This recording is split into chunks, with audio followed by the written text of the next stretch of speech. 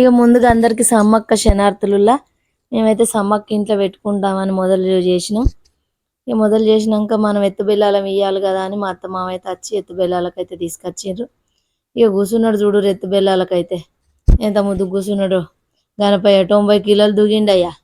90 దిగిండి. ఇక ఎత్తు బెల్లాలు తీసుకొని ఇక చెరోటి పట్టుకొని మళ్ళీ కార్లో పెట్టుకొని ఇంటికైతే చేరినాం.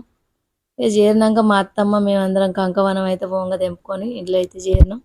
ఇంటికి పోయినాక ఇక చూడు సమ్మక్కనైతే ఎంత మంచిగా బుదిచ్చినో, మంచిగా బుదిచ్చిన బెల్లాలకు బొట్లు పెట్టిన, ఎత్తు బెల్లాలకు పెట్టినాక మా అత్తమ్మ అయితే సారవకైతే ఓడి బియ్యం అయితే పోసింది ఇద్దరు అమ్మవార్లకైతే.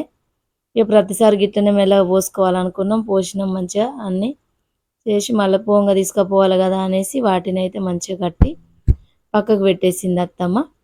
ఇట్లా ప్రతిసారి ఇలానే మేమైతే పోసుకుంటాంలా.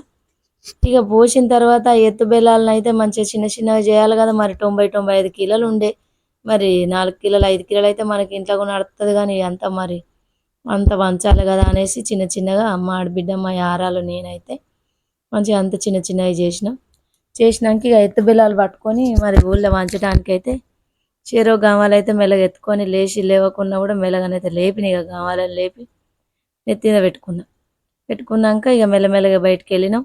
వెళ్ళాక మా ఆడబిడ్డ అయితే మంచిగా పసుపు కుంకుమ పట్టుకొని అయితే మొదలు బయటికి వెళ్ళింది. ఆమె వెళ్ళాక మా ఆయన ఇక మెల్లగా బలవంతంగా మెల్లగా తీసి గవాలను ఎత్తిన పెట్టుకున్నాడు. మెల్లమెల్లగా అయితే పోయినాం. ఇక ఒగలేనుకోగలం ఇంట్లోకి వెళ్ళి అందరం కలిసి పోయినాం. ఇక మా ఇల్లు కొద్దిగా కడపటి ఉంటుంది అటు దూరాన. ఇక మేము ఏది చేసినా కూడా రోడ్ ఎక్కాలి. చిన్నగా సమ్మక్కకు చేసినా, పెద్దగా సమ్మక్కకు చేసినా, ఏది చేసినా మా యారాలైతే ఆ నడిపామె మంచిగా హాయ్ చెప్తాంది. మా కోడలు వీడియో తీస్తా అంటే మా ఆడబిడ్డ, మా పెద్దమ్మ, మా కొడుకు అందరం అయితే మంచిగా బయటికి వెళ్ళినాం. ఇక మా అత్తమ్మ సారవ బలారంలో అనగానే ఇక అందరు వచ్చిండ్రు. ఇక మేమే 10 గాలు అయినాం కదా, 10-12 మంది మేమే అయినాం. ఇక అత్తమ్మ బేడి పెట్టుకుంటుంది, ఇది లింగదానం చేయించుకున్నది. ఇక అత్తమ్మ 5 కిలోలు వంచింది. ఇక ఆ బంగారం ఈ బంగారం అంతా పంచుతాను.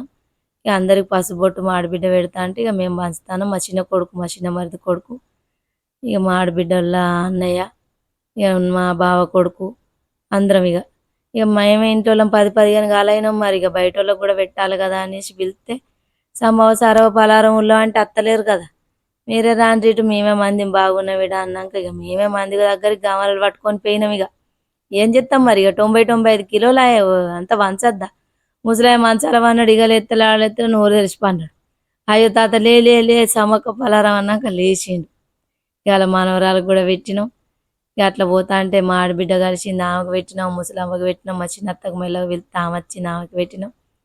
ఇంటికి పోయే వరకు కూర తయారైంది.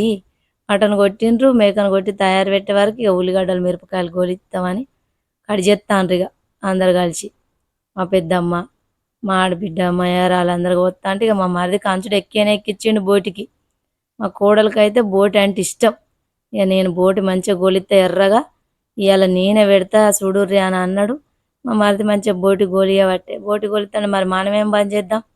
మంచిగా మల్లెపూల కనకాంబరాలు పప్పించడాన్ని వెళ్ళిన చెట్టుకు ఊసి కింద రాలిపోతాను అని అన్నీ అల్తాను.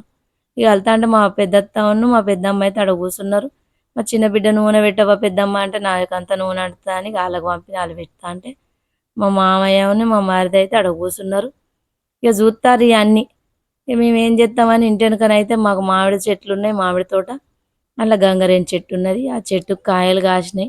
ఆడోటి ఈడోటే చూస్తా కనబడతానే లేవు, కానీ అట్లా దొరకబెట్టినాం చెట్టుకు దొంగలం పడ్డట్టు.